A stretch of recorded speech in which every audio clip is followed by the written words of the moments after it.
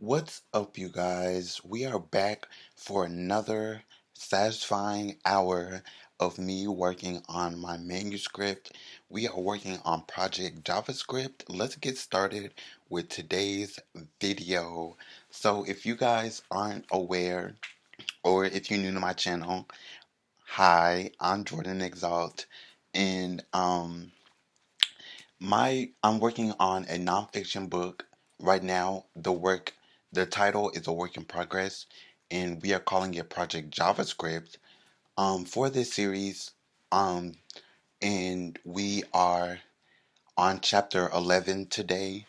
I am working endlessly, even though I'm freaking exhausted and almost burnt out. I'm gonna keep pushing because we're only halfway through this book.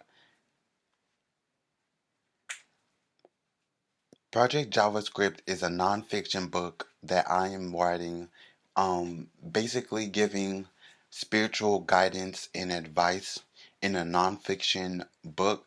It's not so much a memoir, more of a self-help book with uh, as a compilation of, all the life advice and guidance that I have to give in one book. So you guys know it's gonna be a challenge. It's gonna be a lot of hard work. It's gonna take a lot of discipline. And as of right now, I am um a little bit ahead on my deadline because halfway.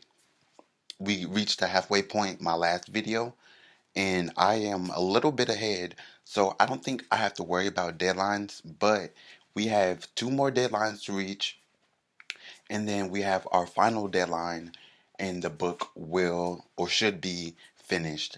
And I'm not hoping to extend any deadlines this far in because we only have three more deadlines.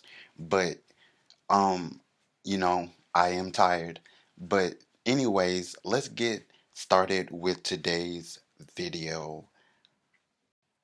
What's up, you guys? So today we are talking about in this video um my hectic, crazy, chaotic life and how I barely survived my delusional era.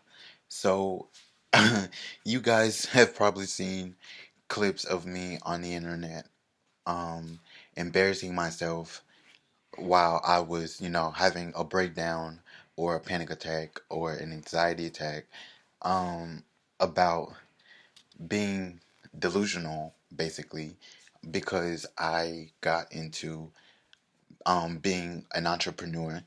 Um, by myself, I did not want to work another 9 to 5 when I had to quit my racist job, and I never wanted to work for anybody else again to help them build their dreams. I wanted to build my own dream, and so it drove me crazy at the beginning, and it still drives me crazy. I just learned to not put it on the internet. Um, in today's video, we're going over a couple of mental breakdowns that I've had publicly on the internet. And while we're doing that, I'm going to be giving you guys some tips on um, how I created a passive income through my ebook, which is available um, on my website, and the link will be down below in the description. And everything that we talk about in today's video will be in my book. So if you guys like this video, I want to encourage you guys to go check out my book because this video is structured just like my book. And this video also hosts the same systems as the book. And in the book, I talk about structures and helpful systems that you can create and build to help you in all different kinds of walk of spirituality in your spiritual journey, right? And I also use those systems and structures to structure the book. So, there's a lot going into that book. But I just wanted to encourage you guys to go check it out on my website. Let's get started with when I had that mental breakdown where I was saying I was like being belligerent, right? It was the first time I ever had a mental breakdown on the internet and posted it. But I I had just got my first sale, and I was super excited, right?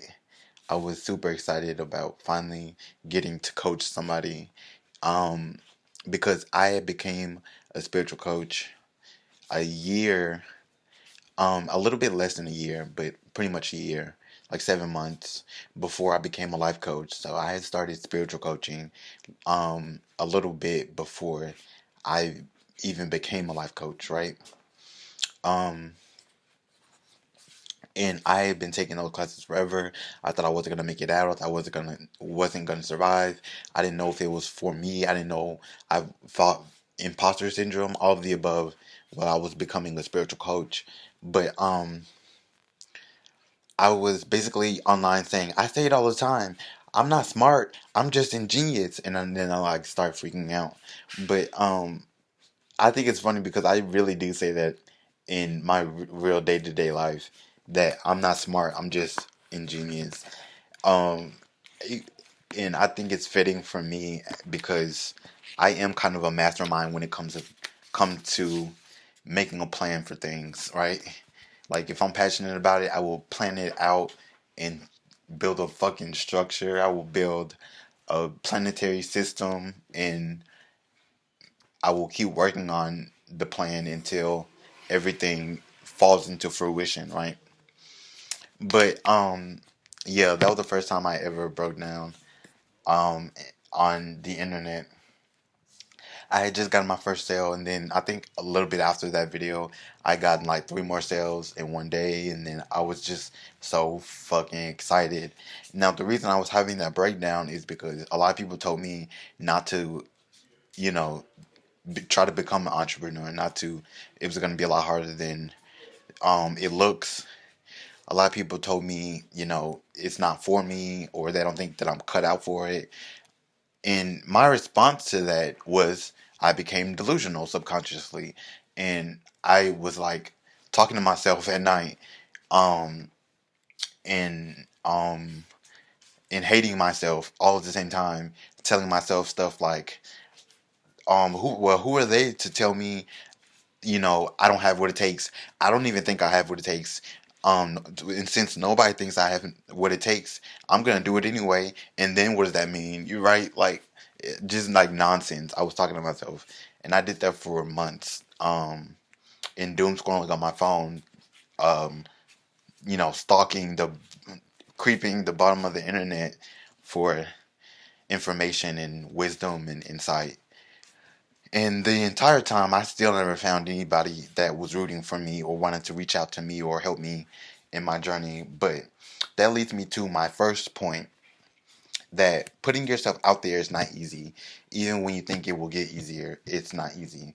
And I think this comes to the point of I'm not smart. I never said I was smart, but I'm ingenious, right? Like I think it just really goes to show you that you can outsmart everybody if you really wanted to. And it's not because you're smarter than them and you want to prove it, or that you want to prove it and you worked hard and locked in. It's kind of like a pettiness, right? I let that hatred fuel me for months, and that's what led to that breakdown. Um, I really hated myself that whole time. I really hated myself, and I was so glad I did it too, because I'm petty, and the victory felt so satisfying, even though it was wrong. And so that goes to show you, sometimes you don't necessarily have to stick to your morals, because I always found myself to be a very moralistic person, and um, that was and is kind of always my downfall. So I'm learning to let that go and not be, that type of person. But yeah, I think putting yourself out there is not easy. And when it gets hard, it gets harder. So you just have to remind yourself, prepare yourself, and be ready to adapt, be ready to shift, be ready to do big things, and it will come to you.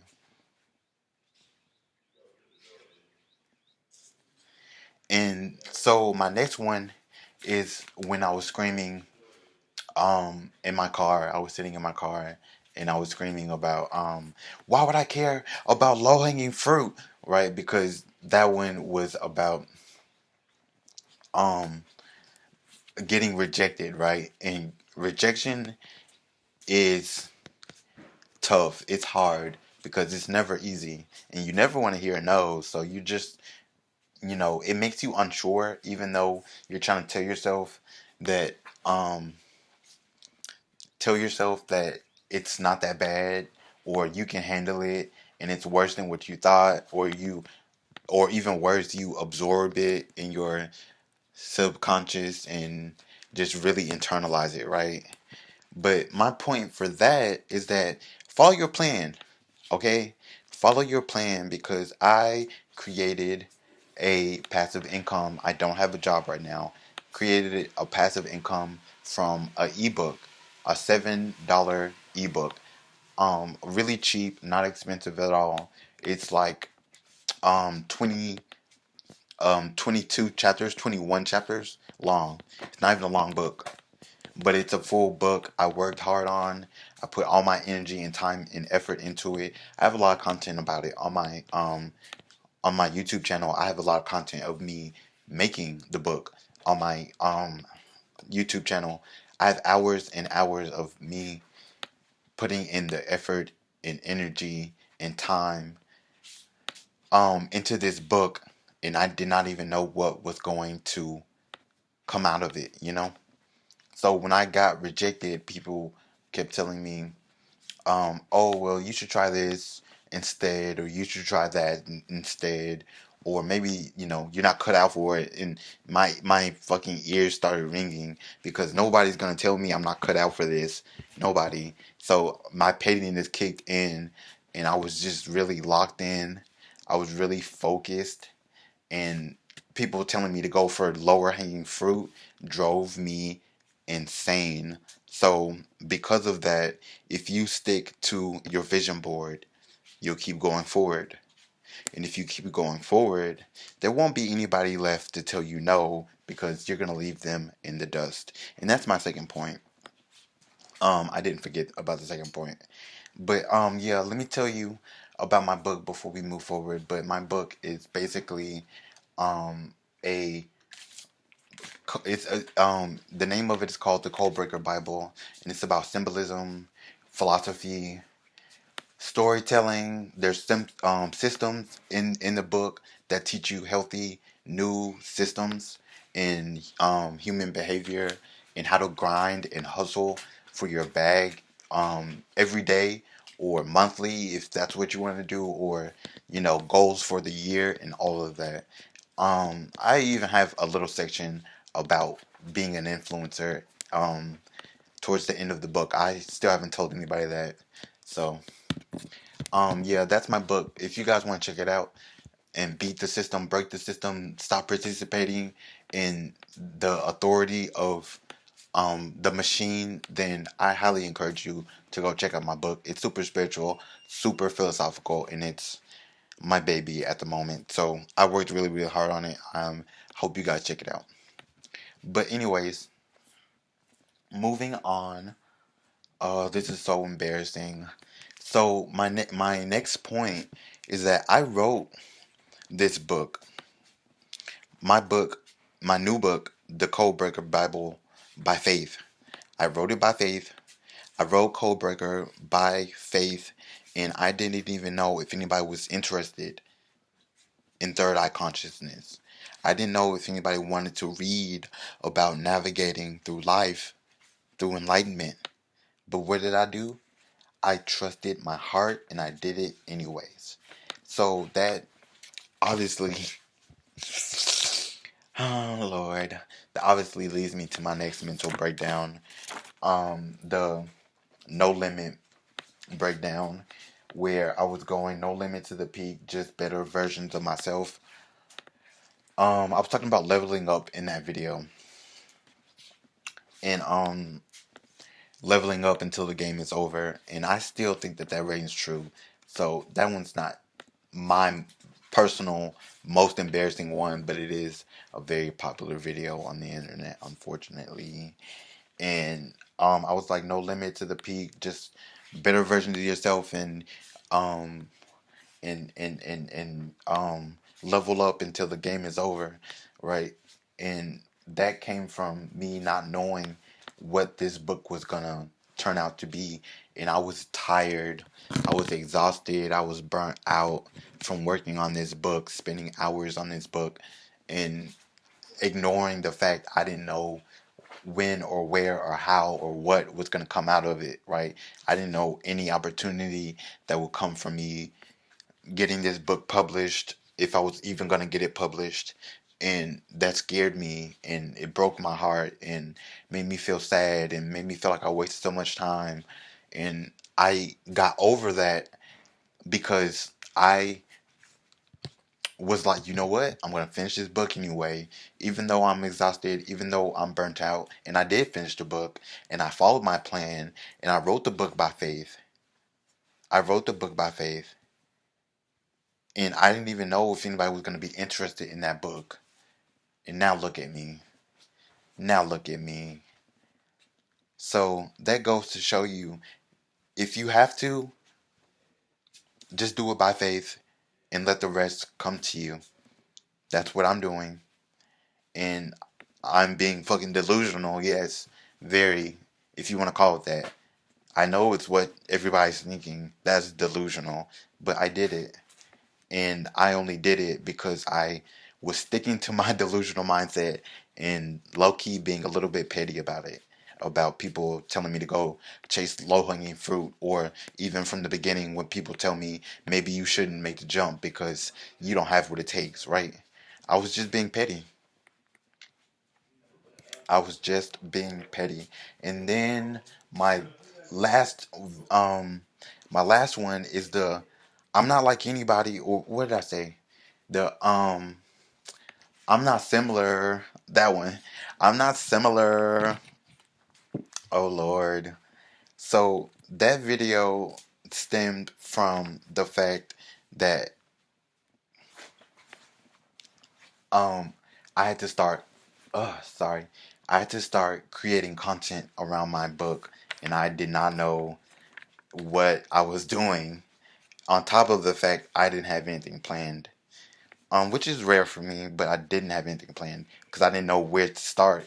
Um, and so I created the content around my book with a strategy, and I still use that strategy to this day. And now you can either read about that structure in my book, the systems that I used um, as the foundation, and I can use those foundations that are in the approach for how I make content around my book whenever I want to, whenever I want to, wherever I want to go, I can use it. And I can just use that structure for whatever I create next as well. But yeah, that delusional ass breakdown was because I'm not the same as any of these weirdos that want to say they're just like me. I'm not. I'm breaking the code. I'm breaking the code. That's the name of the book, The Code Breaker Bible. I'm not doing anything like anybody else. I'm doing it my own way, and that's the point. I refuse to contribute to the machine. I refuse to contribute to a broken system. I refuse to contribute to communities that rise off of the fallen and the marginalized voices. I'm not like any of those weirdos. Not the same, not similar, right?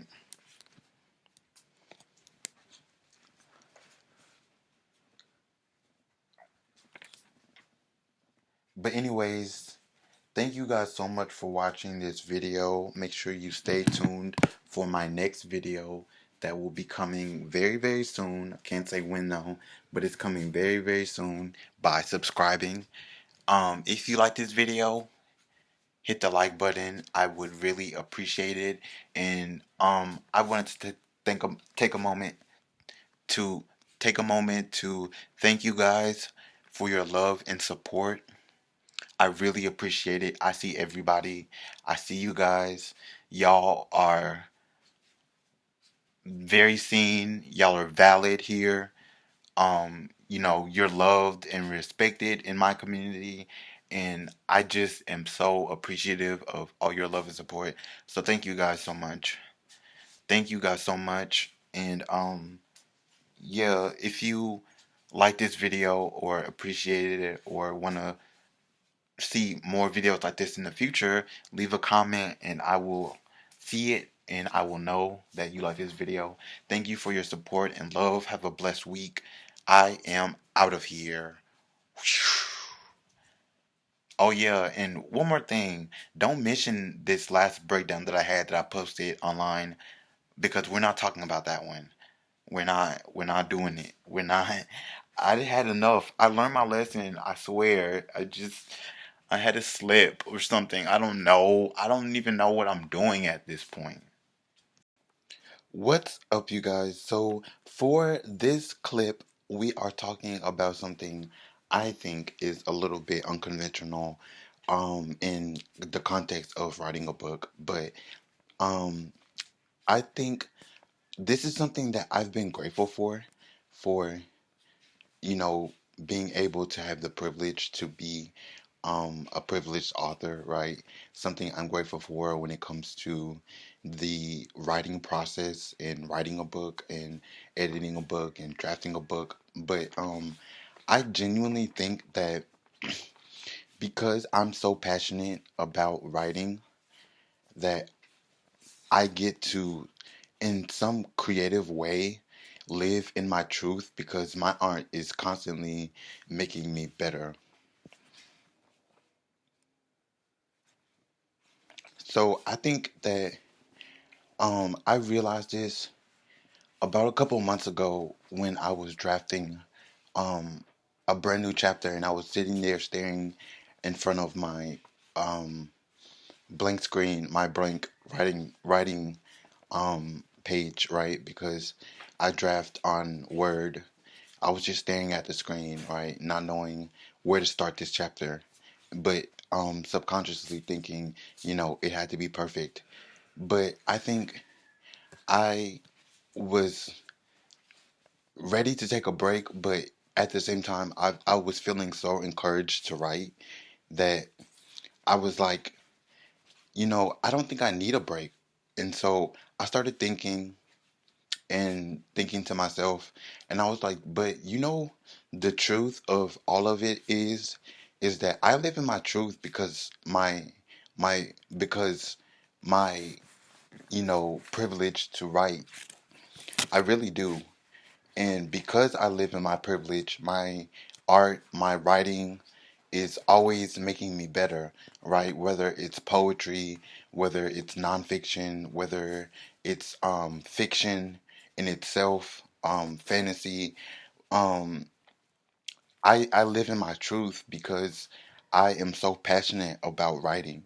And I wanted to talk about that because it's been a year in my journey of writing, you know, um, just continuously, right? Since I queried a book during the pandemic. And needless to say, I won't go into a lot of detail, but needless to say, it was draining, you guys. It was so hard for me. I didn't think it was going to go anywhere. And it made me feel hopeless, and it was so hard. It was just so hard.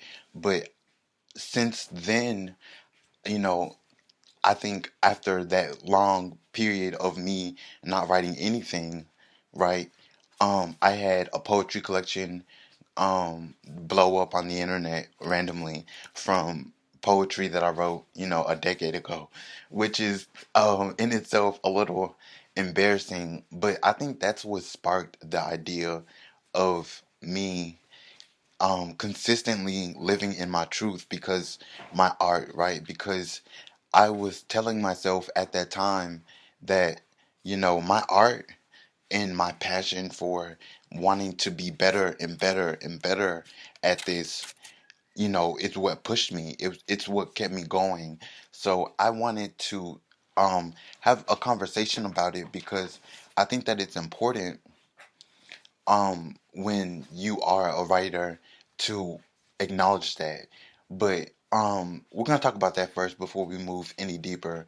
But I think, you know, like with the poetry, right? I think that there was a time and place where I didn't want to publish that poetry. I didn't want to record it. I didn't want, I was 100% fine with just writing it because I was just satisfied with getting it on paper, right? Writing my ideas, bettering it, editing it, making it the best poem version that it could be, and really comparing from when I first wrote it out to when I finished it. That was um the process that I loved the most when it came to writing poetry. But with writing this book, Project JavaScript, I think, it really made me have to face myself. It really had I really had to look in the mirror, right? Between, just writing out my truth and really embracing it as my reality. And it really pushed me to the edge sometimes. And I think that's why I was stuck, and that encouraged me to just really deviate from the path that I felt like was the set subconsciously. I felt like that was the set path, though, the road I had to stay on. And if there was a fork in the road, I had to go straight through the middle, right? To just get some of everything, right? And that really encouraged me to just deviate from the path and write about, someone else's lived reality, write about someone else's lived truth. And that's why this book is gonna end up um a lot longer than what I was planning for, because I think living in my truth and living in my reality helped me conquer this um this thing that I was this idea that I was going to push down in the back of my head, right? Because I didn't want to face it. I wasn't ready to. um and eventually it was going to come to the forefront of my brain, and I was going to be clueless about what was going on by the time that that happened. But I had to learn, that you can't always force the positive energy, the same way you can't just force a book out, right? It takes a process, it takes energy, it takes work, but it takes a mindset in between those. It takes a skill set in between those, right?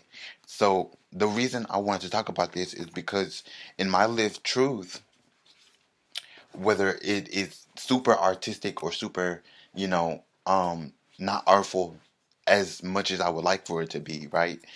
I think that when you are in the process of trying to make your book better, I just want to encourage everybody to really acknowledge that and value that, because it is important. We have those thoughts as writers. We do have those thoughts in the back of our heads, but they just kind of swim by and keep on going. They just keep on going, keep on swimming, right? Like Dory from Finding Nemo. And we are the ones that remain clueless, right? Because it's not something that we feel like we have time for. And I feel like it helps feeling optimistic about your book. I feel like it helps refine your book. But yeah, the other point that I wanted um to talk about was that I also feel like, outside of, acknowledging those thoughts, because they can truly be helpful, but in facing your reality, we have to learn to start talking about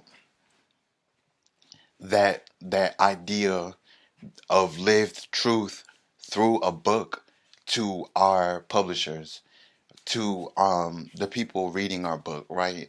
Our agent, because I think that it's important.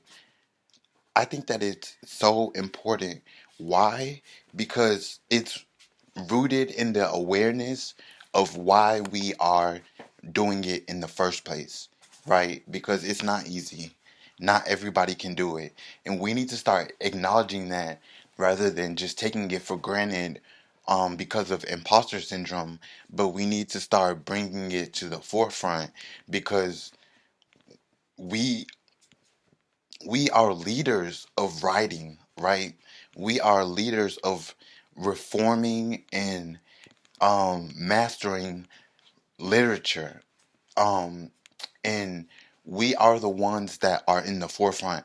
And if we're not acknowledging it, nobody who is doing a lot smaller projects are going to even know to acknowledge those thoughts. So I wanted to encourage you guys because it's very rooted in awareness. It's very, very rooted in awareness. And I think that when you are challenging people to have that conversation with you, it's so engaging. It's so engaging to talk to your agent, right? Like I said before, to talk to your agent about, I feel like this book is my art, right? I feel like writing literature like this is my craft. It's my art. And when I'm constantly making my art better, right? Because that's where the conversation should go. Or to, whatever it makes you feel, whatever the craft makes you feel, making it better is how we live in our truth when it comes to writing, when it comes to being an author, and all that other stuff. So I don't know. I think that, my lived truth is just very much loving the process and loving the craft of it. And I just can't seem to get enough because, like I said, after COVID and I was trying to query that book, it really brought me down and I never got that book published.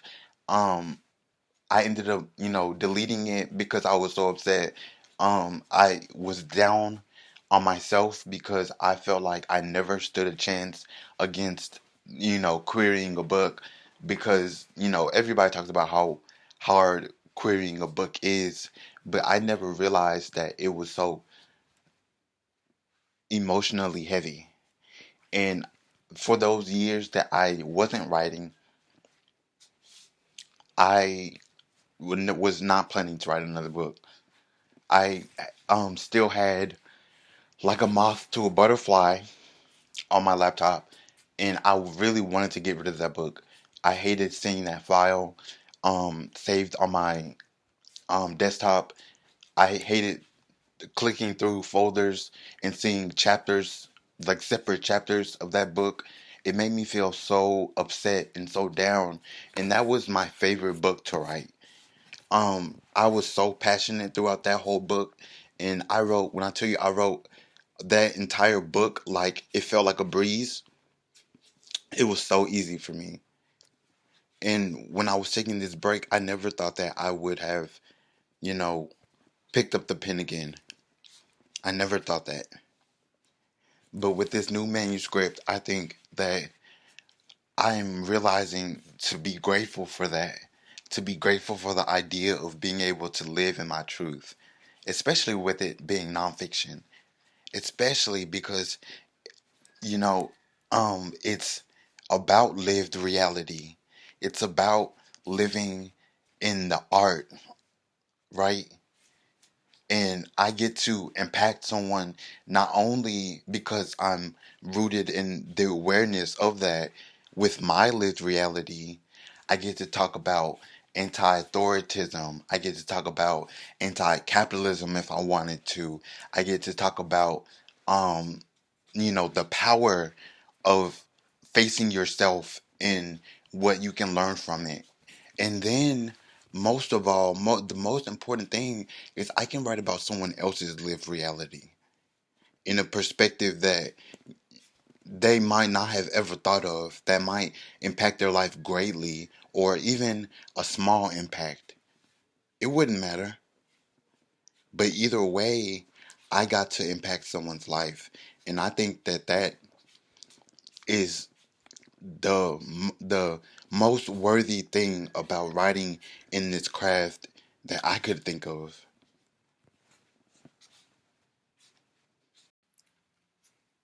So yeah, I find it comforting to say the least, but you know how that goes. But yeah. So anyways, back on topic. Sorry. I got so distracted. Yeah. So I think that the most obvious difference between drafting and editing is drafting is very you know, writer mindset, whereas editing is like, um, line editing, like, sentence structure, like, grammar, right? Like that's obvious. There is more of a potential that people who don't write understand at least that much. But that's not what we're talking about, right? We're talking about the psychological difference between drafting and editing. Because sometimes um I have to, like, I can't do one and then do the other. I have to be done with one to do the other, right? But that's kind of a rare occurrence. Maybe somebody who, you know, drafts their book and edits their own book can understand. But I don't know. I sometimes the psychological difference is too apparent in my head, right? Like I'm just so hyper focused um on the difference, the contrast of those two things. Not so much like a multitasking issue, right? Because as a writer, I feel like writing is probably one of those things where we should get encouraged to multitask, right? But that's not the point. The point is that I think the the main difference is, okay, well, let's start from the other way around, right? I think that um a difference that a lot of people could know, though, the difference between drafting and editing is, drafting is just working on like the plot, right? um some people could know that, they might, have heard about it or something, but I feel like that's a lesser known than, anything I've said before. But that being said, I think that is probably the hardest one, right? Or at least in my head it is. In my head, I've never experienced anything bad, right? But it can be the hardest to deal with. Having to write more, having to take away, are two totally separate things, but they are both heavy, on especially on the heart of a writer, because we dread it, at least a little bit, right? Right? You guys are gonna leave me hanging, right? But yeah, I think the psychological difference between um drafting and editing is kind of like the headspace you're in.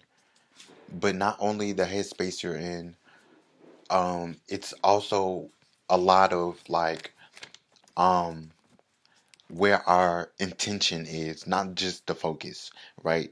But let's go back one. So I think I always think of um popular writers, right?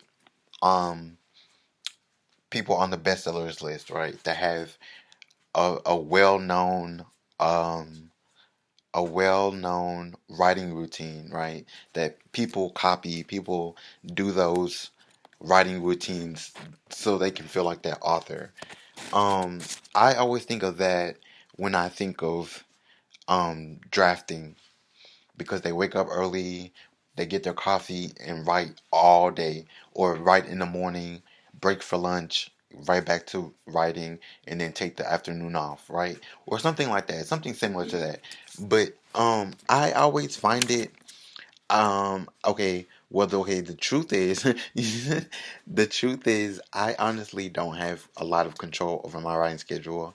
I just write when I can write, and I need to start focusing more on my intention with that. But I think it's because writing is not full time for me.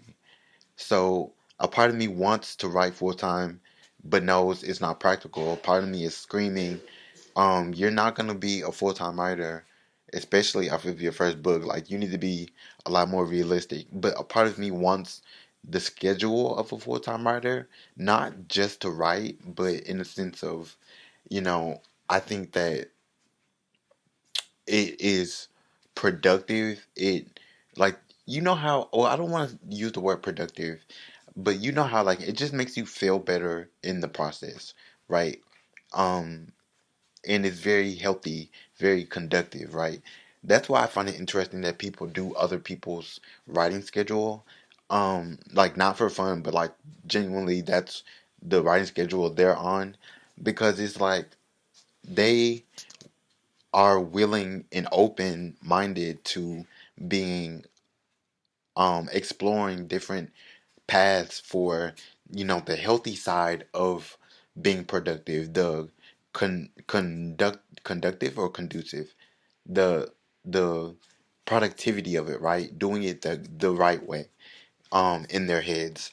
And I find that so interesting, especially people that use multiple different authors writing styles or explore like a bunch of different ones, right? It's so interesting.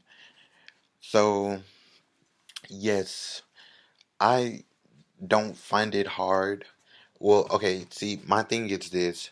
I find it hard to go back and change endings of my chapters, because I think, you know, getting started every time feels like starting a blank page for me when I'm writing chapter by chapter, which I do rarely, but I do it, okay? So I think the hardest part for me is warming up, getting good, and then wrapping it up is the hardest part for me.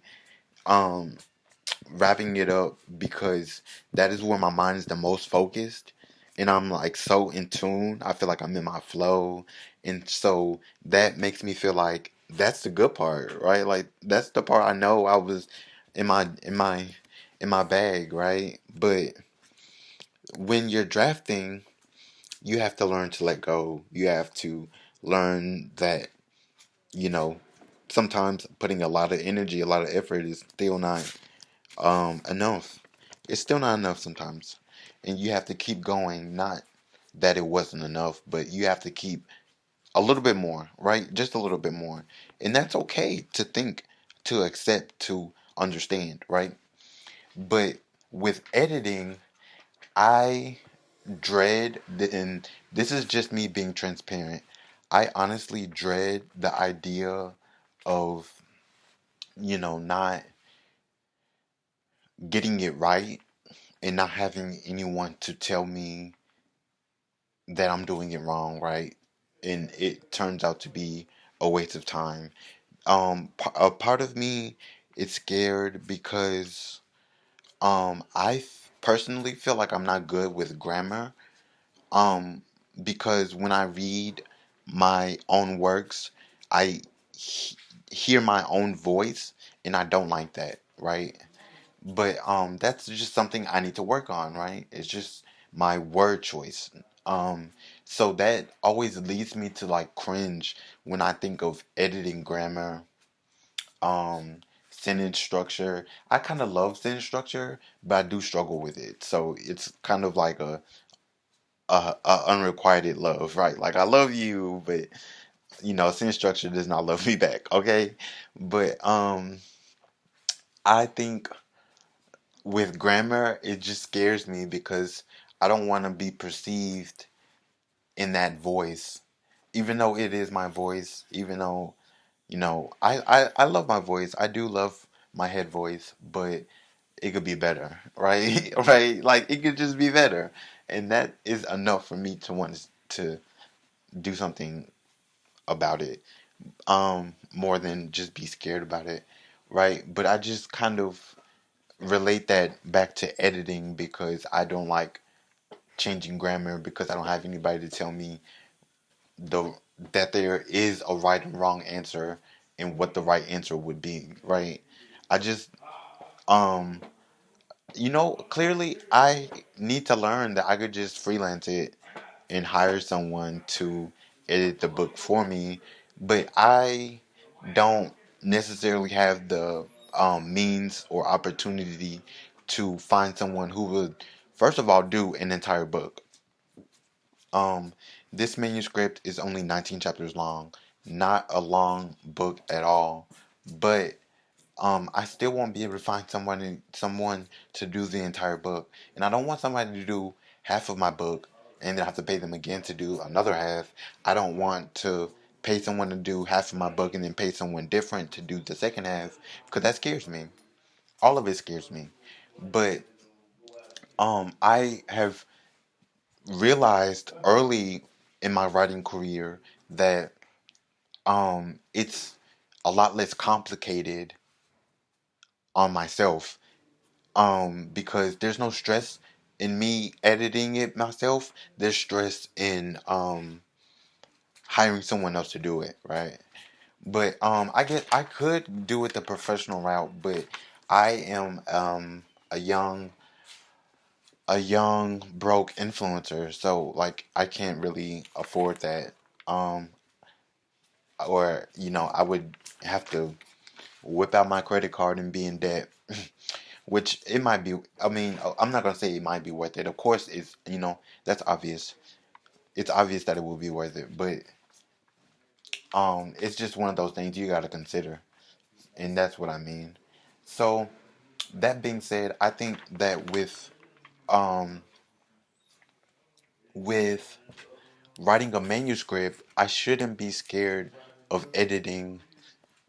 I just doubt my editing mode, right?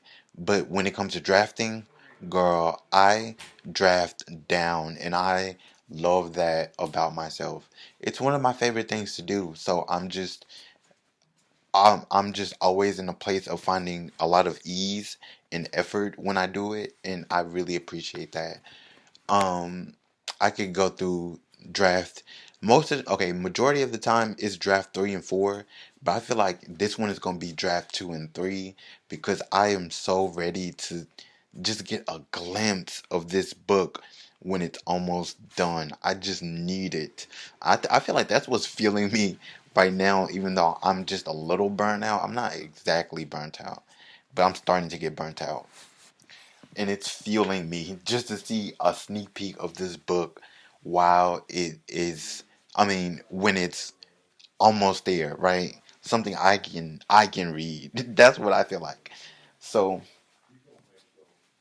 another thing I wanted to talk a little bit about was talking about beta readers, right? Because I have always wanted to get beta readers and to just really um what's the word, capitalize on that, because I feel like I would take that criticism so well. I feel like I would take all of it so well and really flip a book. And I say I would flip a book because I think that I just need the criticism, right? If anything, to you know what the book needs, what the book I need to take out of the book, and I could understand that person's vision completely, like 100%, I'm sure. But even if it was someone I don't know, maybe that's just like my false sense of confidence. But I want to try to figure it out. Um, and I'm starting to think that that's not fair for me to say because I've been saying that for like a year and a half. Um, ever since my friend Mel, she got beta readers for her second book. She's on her fourth or fifth book now, but it was like her third book, I think. Um on her third book, she got beta readers and she made a video about it. It was so good. Highly recommend that video. But it was about getting beta readers, and she just explained the entire process, how to find beta readers, where to go to find them on the internet, all that stuff. And it just really made me interested because I feel like I would love that criticism. I don't really get a lot of output. I mean, output.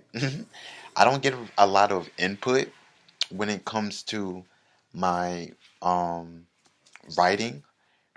I just post about my writing process, and that's pretty much the only like thing that the outside world knows is when I talk to my camera about it. So I don't think I would mind criticism. Even if it was like heavy criticism, which most of the time it's not. It's very friendly, appropriate, right? But I think that I would enjoy having beta readers so well.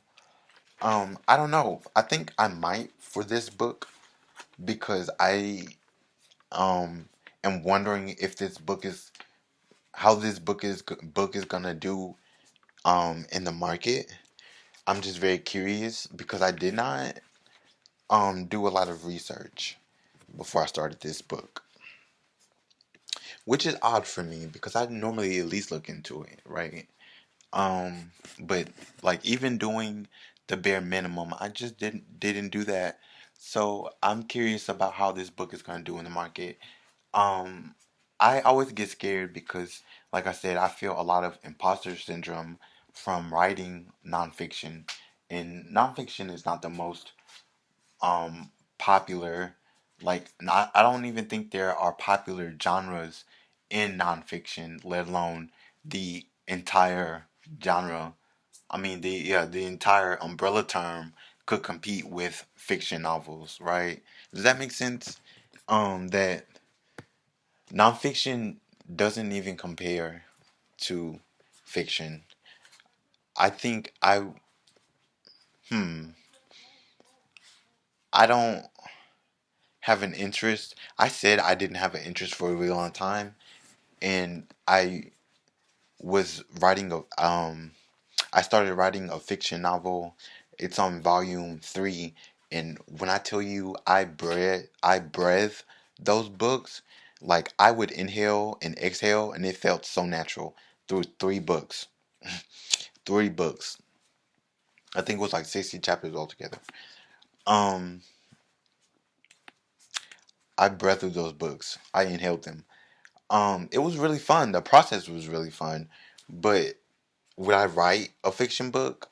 No, I don't want to, unless it's like a series, right? Like a light novel series is the idea I have in my head today. But before it was just a fiction series, right? A fantasy series, like an epic fantasy series. I'm sorry, but yeah, I think when it comes to editing and drafting, the psychological difference is very important that we are deconstructing in those areas because those are the areas that we are not as intentional as authors.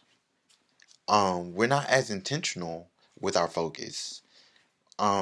Because we just want to write the book and put it out there, right?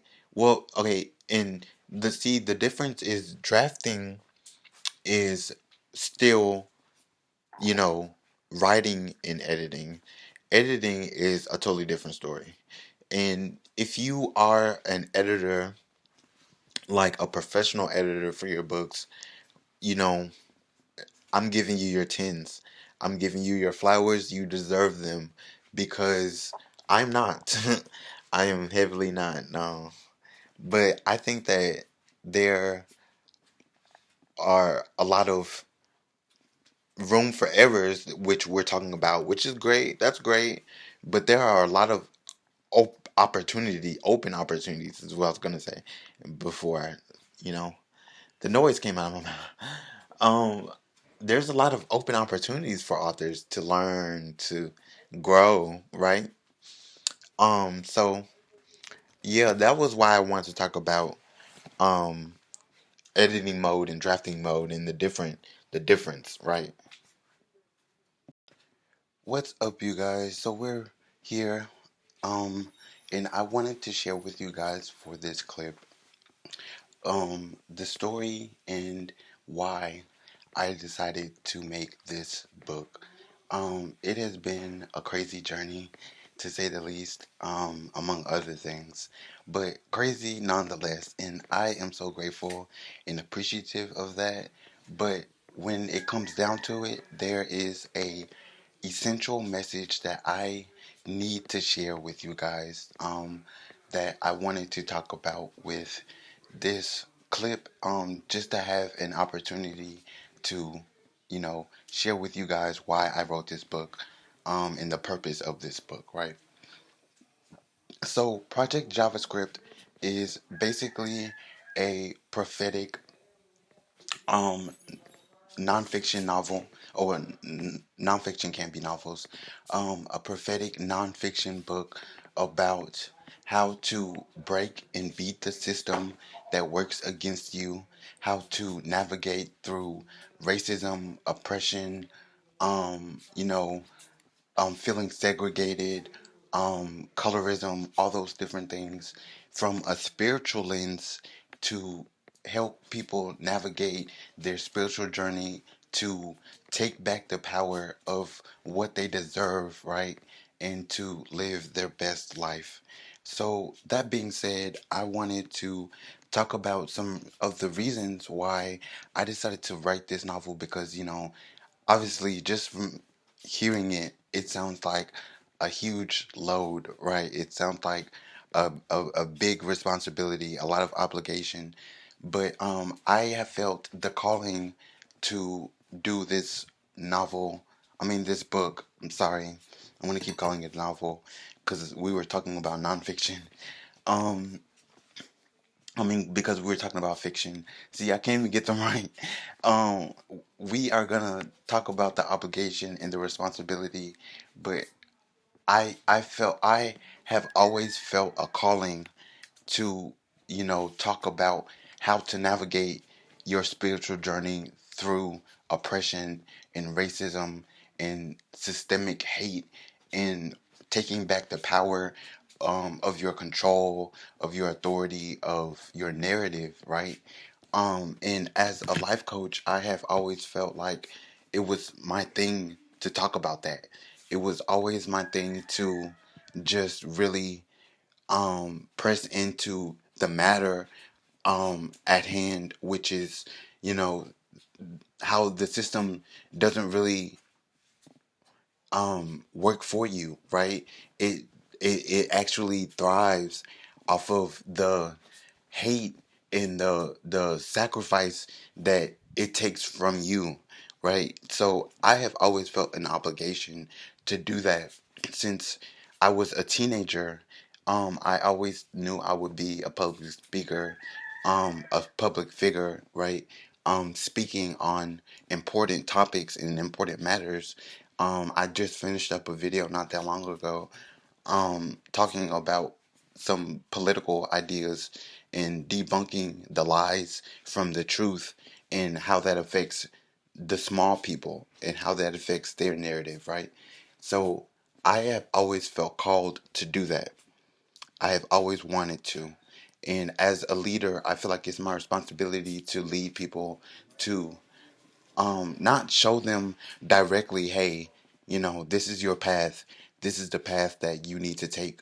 This is more about, helping them navigate no matter their choice and loving them the whole way and honoring their decisions and respecting their knowledge and their wisdom. And at the end of the day, um, if push comes to shove, to encourage those people to become leaders themselves, right? So, that is my story, and I have always known, even though I did end up running from my spiritual journey for a really long time, I ended up reaching a breaking point, right? And at that breaking point, I had a midlife crisis. I had sunk lower in my depression and my anxiety than I had ever been, and I swore to myself I would never let that happen. I would fight and do everything I could to just keep going and be as strong as I could. But I realized I'm doing this on my own strength and understanding. I'm not necessarily trusting the universe, right? So I wanted to very, very much so give people the opportunity to have someone on their side, to have someone and have someone help them because, you know, you don't have to do it on your own um understanding, on your own knowledge, right? Because there are people like me who are there to help and to, not benefit off you, but to push you towards growth at the end of the day, right? So, the first point that I wanted to tell you guys as to why I felt inclined to write this entire novel and to get it published and put it out there um is because storytelling in my head is very much the bypass for resistance, right? So stick with me, okay?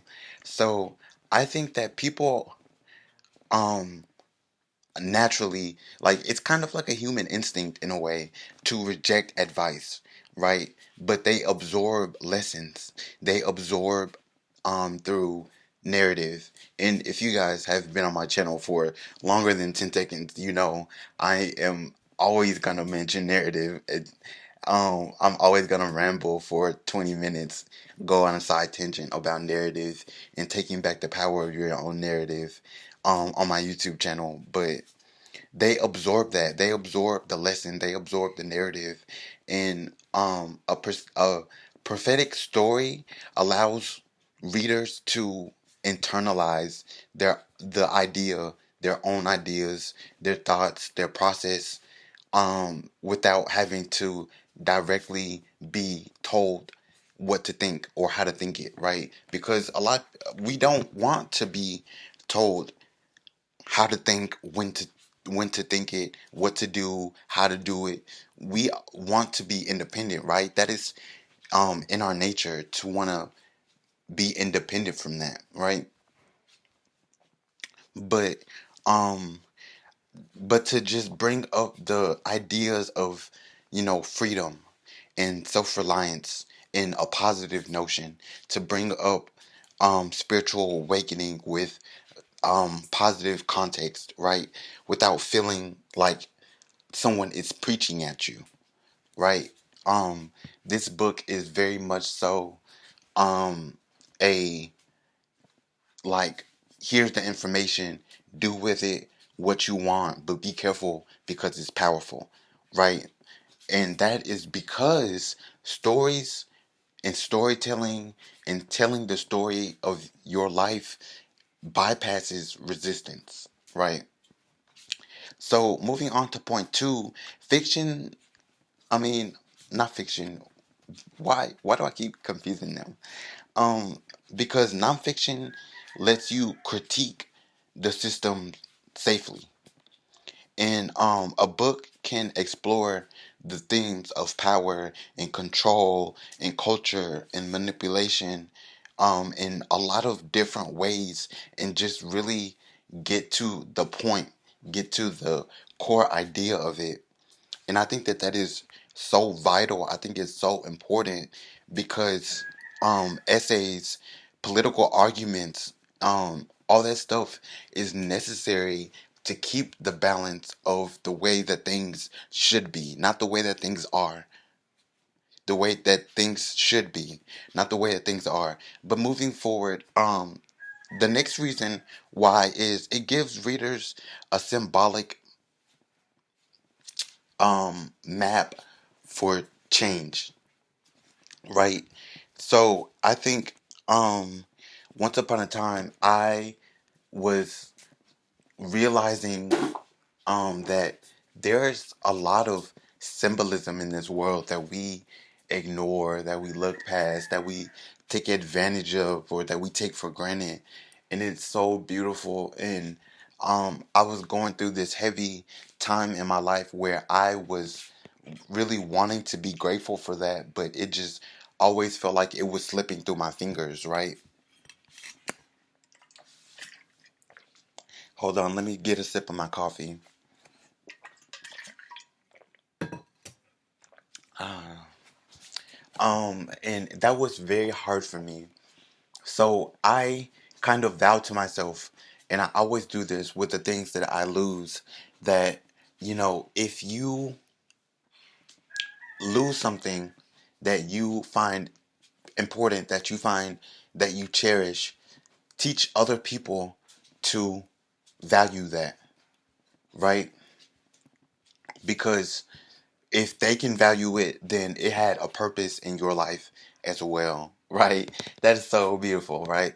That was not always easy for me because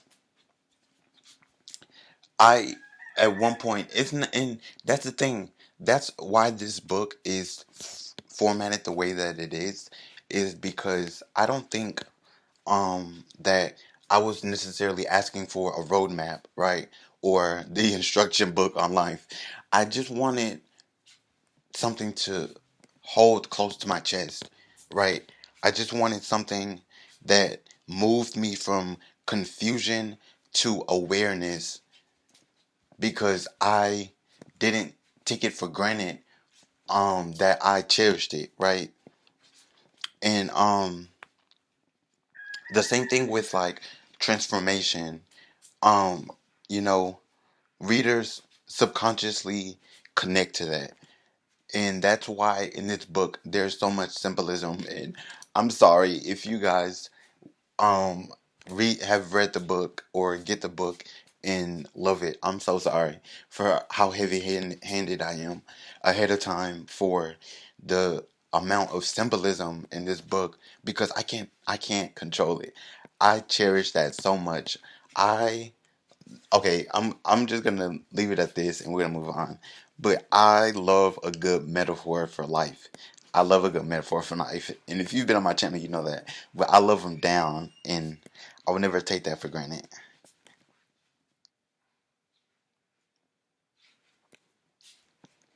So another reason why I wanted to write this book and get it published is because of the cultural influence. And um recently as I'm finishing up this book, I have been realizing that, you know, I want to apologize.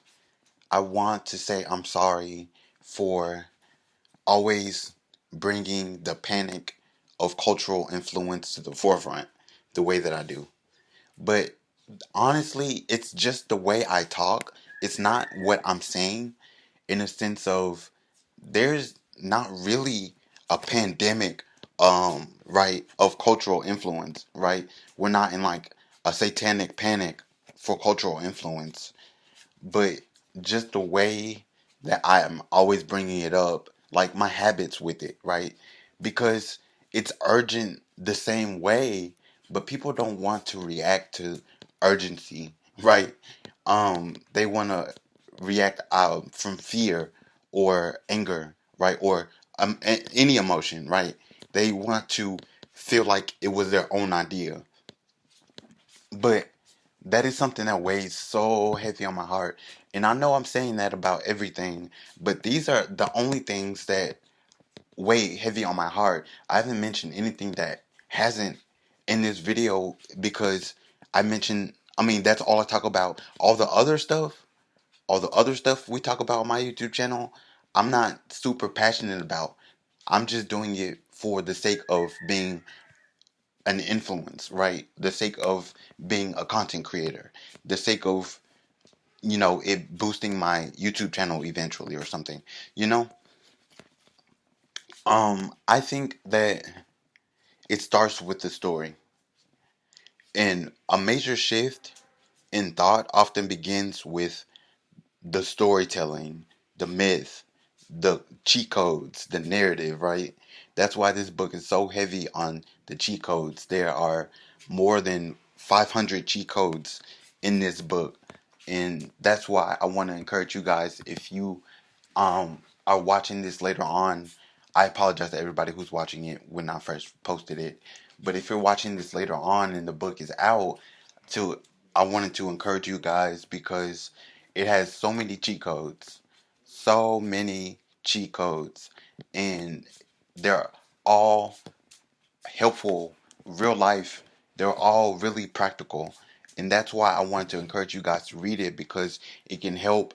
It's not telling you what to do or what you need to do.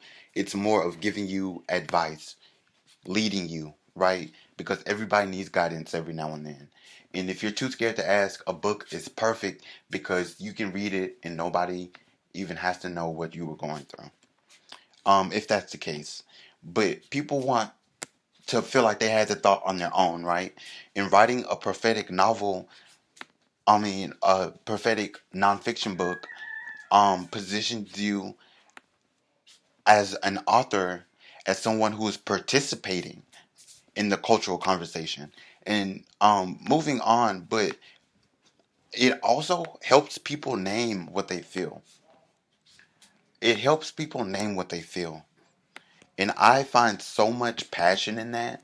I am, if I could dedicate my life to that, I really would. I mean, not that I haven't already. I mean, you guys are pretty sure that I have, right? Right?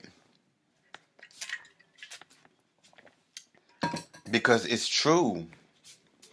When you're passionate about something like that, it makes so much more sense to you than being stuck in the picture and not being able to see the bigger picture.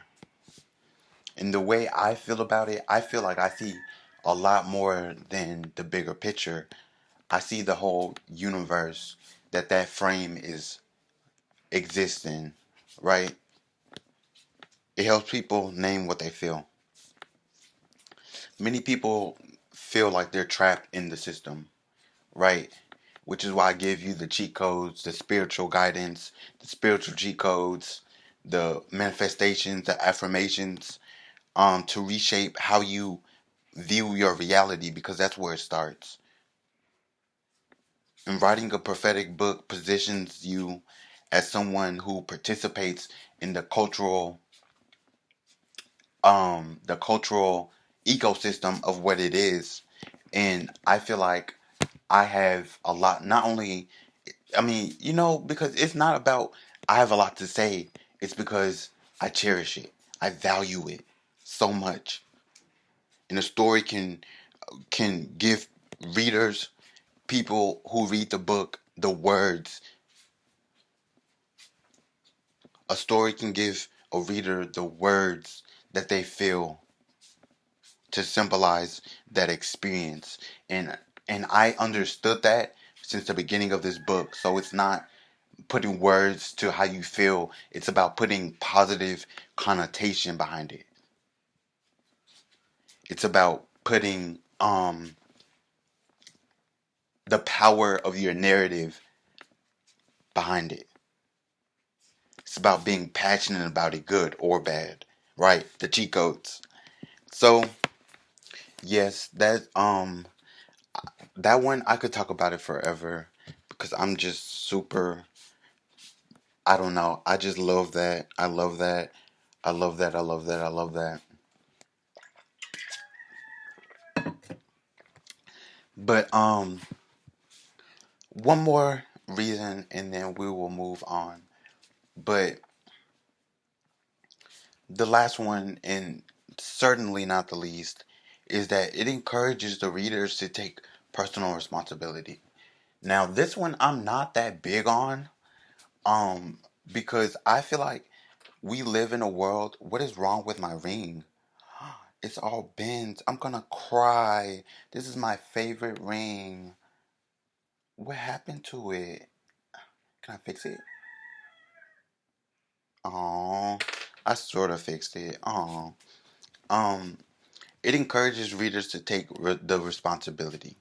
I feel like there's enough people in the world that we have people who feel the calling of being socially responsible to carry the obligation, but at the end of the day, nobody's doing it. So if it encourages someone to take responsibility, that's great. But I am here to reach the people with this book that feel the push, that feel obligated, that know that they need to be doing something responsible, that know that they need to be doing something responsible, that know that there are obligations that need to be taken care of, because a strong prophetic narrative doesn't just blame the system. That's why I don't just blame the system in this book. I give you answers. I give you keys. I give you the cheat codes. I give you affirming messages, right? I give you an affirming message.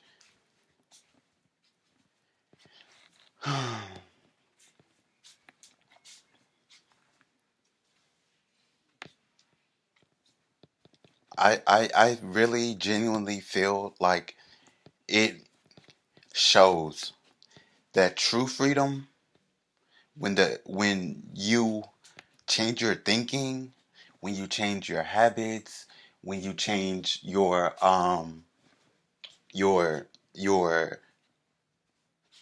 courage, your bravery, when you change your perspective, your point of view, when you change your outlook, it is a whole different story outside of being told the answer, being told the instructions and how to do it, being told how to live your life and when to live your life and when not to live your life. It's a totally different outlook on life.